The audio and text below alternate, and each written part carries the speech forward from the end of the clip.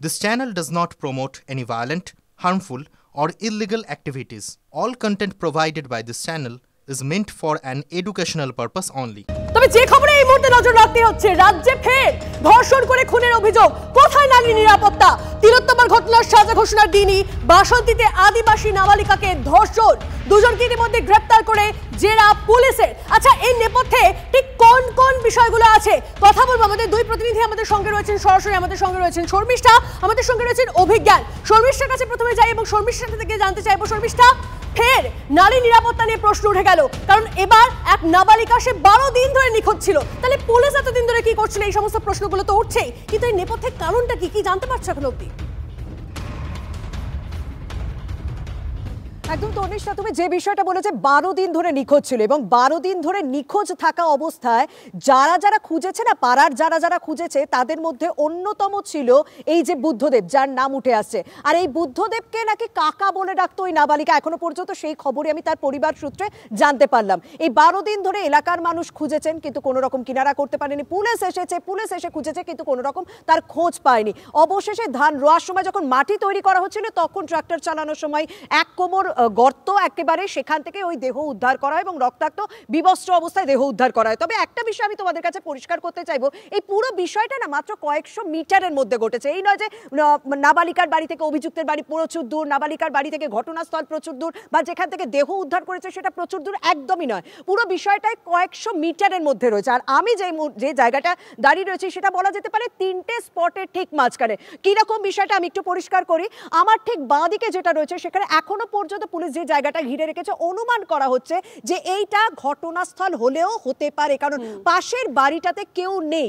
ওই পাশের বাড়িটাতে কেউ থাকে না, কারণ পাশের বাড়িতে যারা বাসিন্দা তারা পরিযায়ী শ্রমিকের হিসাবে কলকাতা বা অন্য জায়গায় কাজ করে, তাই এই বাড়িতে লোকজনের আসা যাওয়া খুব একটা কম। আর আমি ঠিক যে জায়গাটা দাঁড়িয়ে আছি, এই পিছনের দিকটা, এইখানটাও দেখো, আমি দেখাতে বলবো সুদীপকে, এই জায়গাটা ঘিরে রাখা হয়েছে, কারণ মনে করা হচ্ছে যে এখানে দেহ রাখা হয়েছিল। অর্থাৎ ঘটনাস্থল দেখালাম, যেটা অনুমান করা হচ্ছে যেখানে দেহ রাখা হয়েছিল। এবার দেখাবো ঠিক কোন পথে একেবারে ক্ষেতের মাঝখানে তাকে নিয়ে যায় এবং যেখান থেকে দেহ উদ্ধার করা হয় সেটা দেখতে পাচ্ছ একেবারে আমার ঠিক সামনের দিকে সোজা একেবারে দেখতে পাচ্ছ। মানে পুরোটাই না একটা ত্রিভুজের মতন একটা বলা যেতে পারে, মানে ত্রিভুজে 3টে পয়েন্টে 3টে স্পট, ঘটনাস্থল যেখানে প্রথম রাখা হয়েছে দেহ, আর যেখানে দেহ পুঁতে রাখা হয়েছিল, যেখান থেকে মূলত দেহটা উদ্ধার করা হয়েছে। আর শর্মিষ্ঠা, গোটা দিকটা যেটা তুমি দেখাচ্ছ ছবিটা দেখে তো মনে হচ্ছে যথেষ্ট নিরিবিলি সেই এলাকা। অবশ্যই আসবো তোমার থেকে আরো ডিটেইলসে তথ্য নেব। তবে অভিজ্ঞান আমাদের অপসহকর্মী আমাদের সঙ্গে রয়েছেন। UEM Jaipur is a perfect target for prospective students aspiring for good jobs, good education with future-ready skills. অভিজ্ঞানের সঙ্গে কথা বলি। অভিজ্ঞান, এখনো অবধি যে বিষয়গুলো উঠে আসছে, যে তথ্যগুলো উঠে আসছে, পুলিশ কি জানাচ্ছে সমস্তটা জানবো। তবে তার আগে ওই নির্যাতিতার মা কি বলছেন শোনাই। ও বুদ্ধদেবের সঙ্গে কথা বলতেছে, বড় মেয়ে দেখে এসেছে যে বুদ্ধদেবের সঙ্গে কথা বলতেছে। আমি বড় মেয়ের বলতেছে, এ বড় মেয়ে তোর বোন বলে বুদ্ধদেবের কাকার সঙ্গে কথা বলতেছে। আমি এক্ষুনি ওই রাস্তার দিকে দেখে এসেছি, ওই বুদ্ধদেবের সঙ্গে লাশ কথা বলা, ওনার ওই লাশ কথা বলা, আর ওই সঙ্গে সঙ্গে মেয়ে আমরা খোঁজা শুরু করে দিচ্ছি। ওই সঙ্গেই লাশ কথা বলা। 3 জনের ওপরে সন্দেহ, 3 জনাই ডেকেছিলাম। দীপেন কয়াল আর বিনয় সর্দার আর বুদ্ধদেব সর্দার, এদের 3 জনের ওপরে আমার টার্গেট ছিল। এদের 3 জনের আমরা ইয়ে করতেছিলাম, তো 3 জনাই ডেকেছি। 3 জনাই বলতেছে না আমরা জানি না কিছু। ধর্ষণ করেছে মেয়ের, ধর্ষণ করে মেরেছে। এই কালকে নিয়ে 12 দিন, মেয়ে কি 12 দিনে ওই করে মেরেছে ওরা, ও তিলে তিলে মেরেছে। তো মেয়ের আমরা কত শাস্তি চাই, যেরকম আমার মেয়ের ওর যে করে মেরেছে বাড়ি আসে ওরকম। অভিজ্ঞান, একদিন দুদিন নয়, 12 দিন ধরে নিখোঁজ ছিলেন ওই নাবালিকা। তারপর এই তথ্য সামনে এসেছে, তারপর তার দেহ উদ্ধার হয়েছে। এখন অব্দি 2জনকে গ্রেপ্তার করা সম্ভব হয়েছে, 1জন এখন অব্দি নিখোঁজ। কেন পুলিশ এতটা সময় লাগাচ্ছে কেন? দেখো, তোমাকে জানিয়ে রাখি যে ইতিমধ্যেই এই ঘটনায় গতকাল 3 জনকে আটক করা হয়েছিল জিজ্ঞাসাবাদের জন্য। যে 3 জনকে আটক করা হয়েছিল তারা প্রত্যেকের নাম কিন্তু ওই নির্যাতিতা মৃত নাবালিকার মা পুলিশকে জানিয়েছিল। অর্থাৎ পরিবারের অভিযোগের ভিত্তিতেই কিন্তু 3 জনকে থানায় দফায় দফায় জেরা করা হয় এবং সেই জেরার শেষে পুলিশের জেরার মুখে শেষ পর্যন্ত স্বীকারোক্তি করেছে বুদ্ধদেব সর্দার এবং সেই সঙ্গে সঙ্গে দীপেন কয়াল।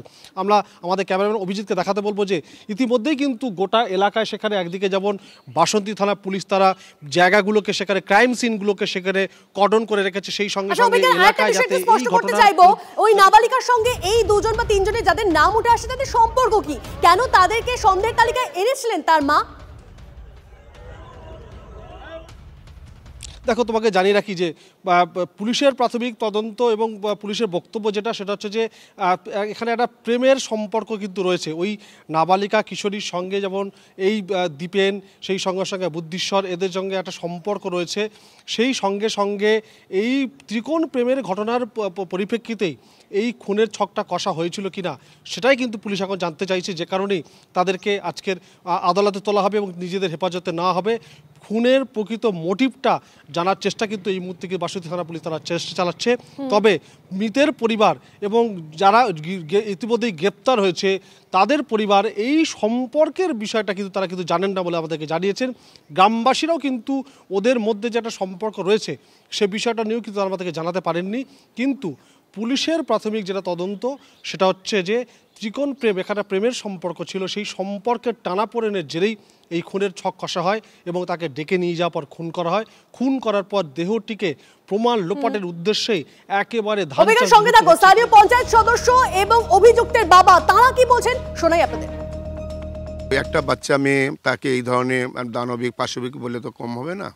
নক্কার জন্য যে কাজটা, এই কাজটা তো হওয়া উচিত নয়। প্রশাসন যথেষ্ট এখানে ব্যবস্থা নিয়েছে এবং যেটা আমার রাত্রেই তিনজনকে অভিযুক্তর মা বা বাবার কথা মতোই তারা অ্যারেস্ট করেছে। অ্যারেস্ট করে এখন কে দোষী এটা আমরা এখনও জানতে পারিনি। আমরা চাই যারাই ঘটনার সঙ্গে যুক্ত দৃষ্টান্তমূলক সাজা হোক। কোনোদিন আমরা বুঝতে পারিনি, আজকে মানে 12-13 দিন 14 দিন ও মানে কোনোদিন আমরা বুঝতে পারিনি যে ও চলাফেরা যেভাবে আগে করেছিল সেইভাবেই। কিন্তু ওকেও তো এর আগেও তো লোকজন জিজ্ঞাসাবাদ করেছে, আমরাও জিজ্ঞাসা করেছি যে তুই করে মানে একবার আমাদের এখানে বসেছিল গ্রামের সবাই সদস্য মিলে, আমি তাতে জিজ্ঞেস করেছি, সদস্যরা জিজ্ঞেস করেছে, তাতে ও না বলেছে। কে না বলেছে? মানে বুদ্ধেশ্বর বা আমার ছেলে দীপেন কয়াল না বলেছে যে না আমরা জানি না এসব কিছু। আপাতত অনেক ধন্যবাদ শর্মিষ্ঠা তোমাকে এবং ধন্যবাদ অভিজ্ঞা তোমাকেও। আর আপনাদেরকে জানিয়ে রাখি এই মুহূর্তে আমাদের কাছে আরো বক্তব্য এসেছে রাজনৈতিক মহলে গোটা ঘটনায় কি বলছে শোনাবো আপনাদের। এই মুখ্যমন্ত্রী থাকলে কোনো শিশুকন্যা এবং বোন দিদিরা সুরক্ষিত নয়, বিশেষ করে গরিব মানুষ যারা আদিবাসী এবং তফসিলি সম্প্রদায়। আপনি দেখুন গত 6 মাসে যতগুলি ঘটনা ঘটেছে তার 80% আর্থিকভাবে দরিদ্র এবং পিছিয়ে পড়া সমাজের লোকেদেরকে টার্গেট করা হয়েছে। আমাদের এখানে কোনো শাস্তি হয় না, আর এরা জানে যে আমরা সরকার চালাচ্ছি, মমতা ব্যানার্জি আমার আন্ডারে, তাই কোনোদিন থামবে না। কালকে আরজি করে রায় বেরোলো, আর কালকে আদিবাসী মেয়ের একটি বাচ্চা ক্লাস 8-এ পড়া মেয়ে নাবালিকা, তার একটা বডি উদ্ধার হলো মাটির তলা থেকে, নগ্ন দেহ। আজকে লক্ষ্মীর ভাণ্ডার দিচ্ছেন, আর লক্ষ্মীদেরকে ওই ভুয়ো স্যালাইন আর ভুয়ো অক্সিটোসিন দিয়ে খুন করছেন। আপনার বড় বড় কথা মহিলাদের সম্বন্ধে বলার কোনো অধিকার নেই মমতা ব্যানার্জি।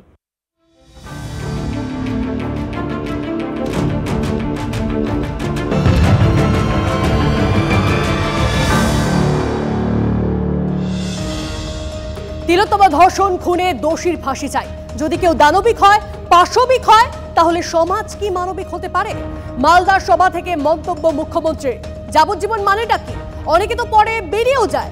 অপরাধ করে যদি কেউ বেঁচে যায় তাহলে তো আবার অপরাধ করবে, এটা বিরলের মধ্যে বিরলতম অপরাধ নয়? মানতে পারছি না। তিলোত্তমা ধর্ষণ খুনের রায় শুনে আমি স্তম্ভিত। আমি নিজে আইন পড়েছি, আইনটা জানি। আমরা অপরাজিতা বিল আনলেও পাশ করেনি কেন্দ্র, মন্তব্য মুখ্যমন্ত্রী। আমি বলেছিলাম আমরা ফাঁসি চাই। যারা এত পৈশাচিক অত্যাচার করে, যদি কেউ দানবিক হয়, যদি কেউ পাশবিক হয়, তাহলে সমাজ কি মানবিক হতে পারে? যাবজ্জীবন মানেটা কি? অনেক কেসে আমরা দেখেছি 2-3 বছরে বেরিয়ে গেছে, বেরিয়ে যায়।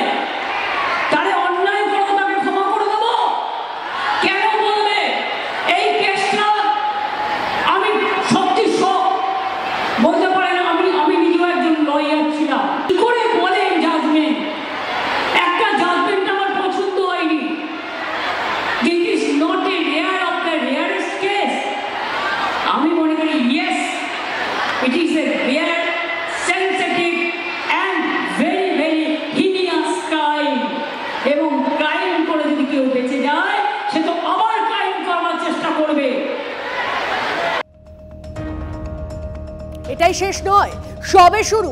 আশা করি সুপ্রিম কোর্ট এবার পুলিশের ভূমিকা নিয়ে তদন্তের নির্দেশ দেবে তদন্তকারী সংস্থাকে। মন্তব্য কেন্দ্রীয় শিক্ষা প্রতিমন্ত্রী সুকান্ত মজুমদারের।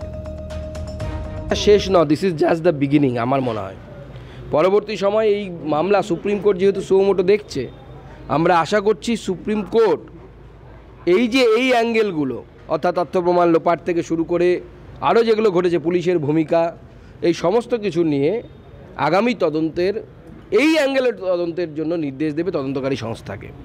এবং মমতা বন্দ্যোপাধ্যায় এবং তার দলবল ওটাই ভয় পাচ্ছে, কারণ সঞ্জয় যে প্রকৃত দোষী তার স্ত্রী কিনা বা তার সাথে আরও একাধিক লোক দোষী আছে কিনা, সেই বিষয়ে সঞ্জয়ের বক্তব্য মাঝে মাঝে সন্দেহের উদ্রেক করেছে। তিলোত্তমা মামলার রায়কে চ্যালেঞ্জ করে হাইকোর্টে রাজ্য। সঞ্জয় রায়ের সর্বোচ্চ সাজা চেয়ে হাইকোর্টে মামলা রাজ্যের। বিচারপতি দেবাংশু বসাকের ডিভিশন বেঞ্চে মামলা।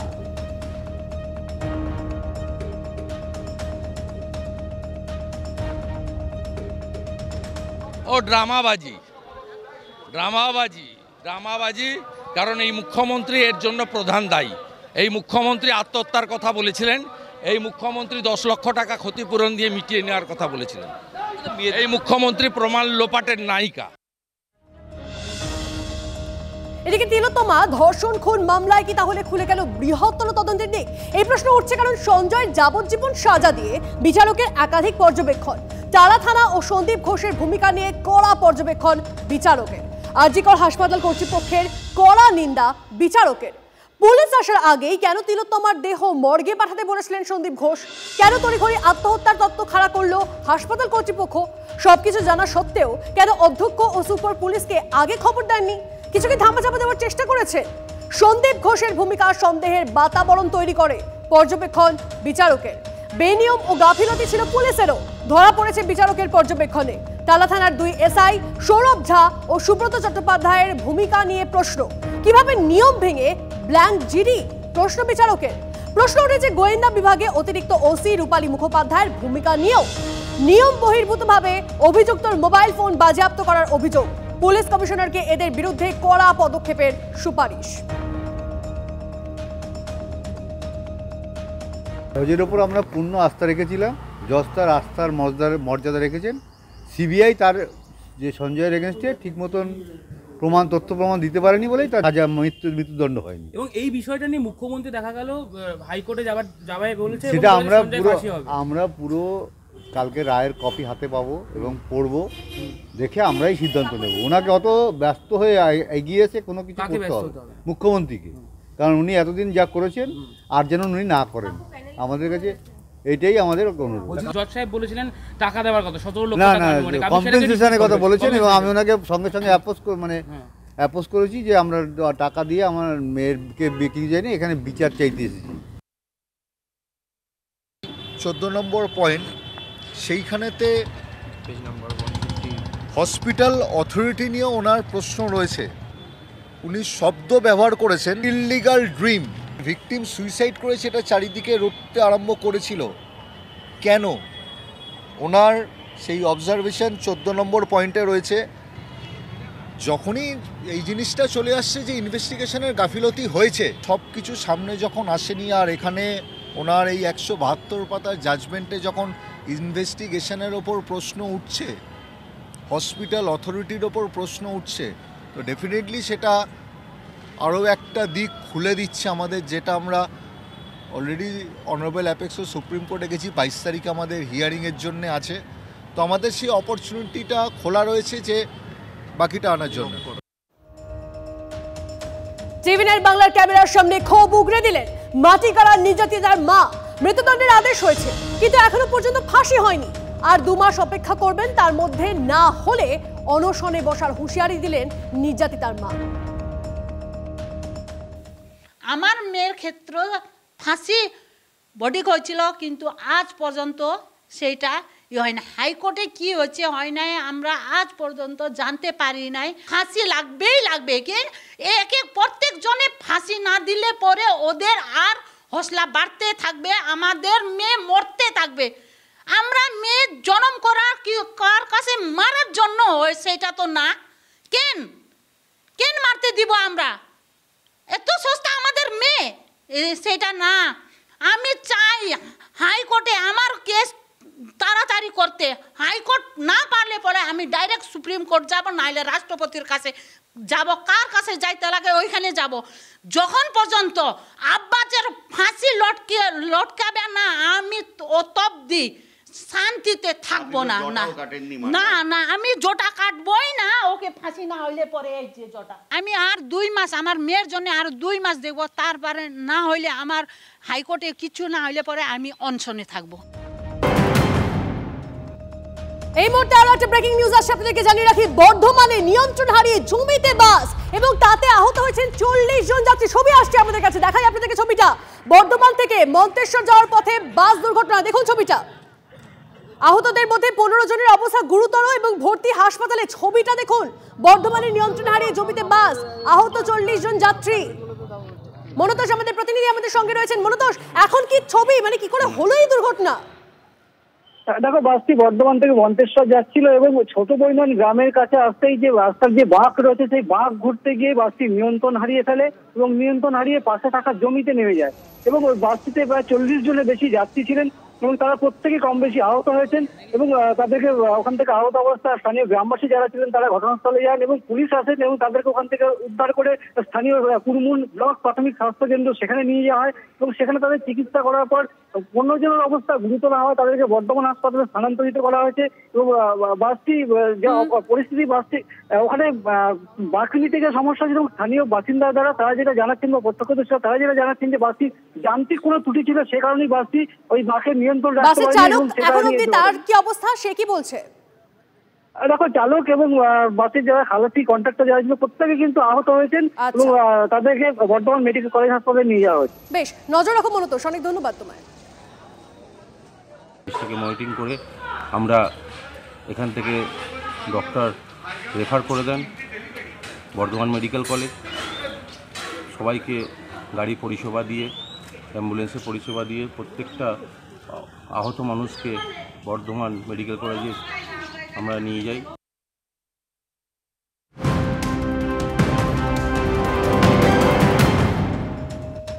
এদিকে এই মুহূর্তে আরো একটা ব্রেকিং নিউজ দিয়ে আপনাদের। বাঘা যতীনের পর এবার কামারহাটি, ফের হেলে পড়লো বাড়ি। হ্যাঁ, সেই বাড়ি হেলে পড়ার ছবি আরো একবার। কামারহাটির 7 নম্বর ওয়ার্ডে আচমকাই হেলে পড়লো 3তলা বিল্ডিং। দেখাচ্ছি সেই ছবিটা আপনাদের। 6 থেকে 7 মাস ধরে এই বিল্ডিং এর কাজ হচ্ছিল এবং সেই বিল্ডিং হেলে পড়েছে। টিভি9 বাংলা এক্সক্লুসিভলি সেই ছবি আপনাদের দেখাচ্ছি। বাঘা যতীনের সেই ছবি আপনাদেরকে দেখিয়েছিলাম যেখানে আস্ত একটি ফ্ল্যাট, সেই ফ্ল্যাট হেলে পড়েছিল। আর এবার কামারহাটি, সেখানেও হেলে পড়লো একটি বাড়ি। কামারহাটির 7 নম্বর ওয়ার্ডে আচমকাই হেলে পড়লো 3তলা বিল্ডিং। দেখুন দুটো ছবি একসঙ্গে। বাঘা যতীনের সেই হেলে পড়া আস্ত একটা ফ্ল্যাট, সেই ফ্ল্যাটের ছবি দেখাচ্ছি। তেমনই কামারহাটিতে আজকের ঘটনা, সেখানে 7 নম্বর ওয়ার্ডে আচমকাই হেলে পড়লো 3তলা একটি বিল্ডিং। দেখুন ছবিটা স্পষ্ট হচ্ছে। 6 থেকে 7 মাস ধরে এই বিল্ডিং এর কাজ হচ্ছিল বলে আমরা খবর পাচ্ছি এবং সেখানেই সেই বিল্ডিং, সেই বাড়ি হেলে পড়েছে। দেখুন বোঝা যাচ্ছে ঠিক কতটা হেলে রয়েছে সেই বাড়ি। আর বাঘা যতীনের সেই আস্ত একটা ফ্ল্যাট কিছুদিন আগেই হেলে পড়েছিল এবং এবার কামারহাটিতে সেখানেও হেলে পড়লো একটা বাড়ি। দুটো ছবি একসাথে দেখাচ্ছিলাম, এবার কামারহাটির ছবিটা আরো একবার আপনাদের জন্য দেখাচ্ছি। দেখুন কামারহাটি বাড়ি কিভাবে হেলে পড়েছে, নির্মীয়মান বাড়ি, এবং সেই বাড়ি হেলে পড়েছে 7 নম্বর ওয়ার্ডে। কামারহাটির 7 নম্বর ওয়ার্ডে আচমকাই 3তলা একটা বিল্ডিং, সেটা হেলে পড়লো। টিভি9 বাংলা এক্সক্লুসিভলি সেই ছবিটা আপনাদের দেখাচ্ছি।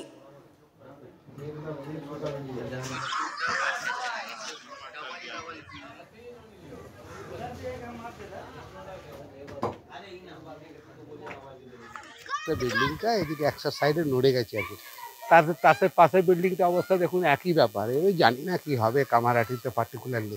বিল্ডিংটা বসে যায় তাহলে ছোট ছোট বাচ্চা মারা যাবে, যার বাড়ির লোক মারা যাবে, তার তো ক্ষতি। মিউনিসিপাল থেকে জেনে এসেছে, মিউনিসিপাল থেকে লোক এসেছিল, আমরা কমপ্লেনও দিয়েছি। এবার যা সামনে যা হবে দেখা যাবে।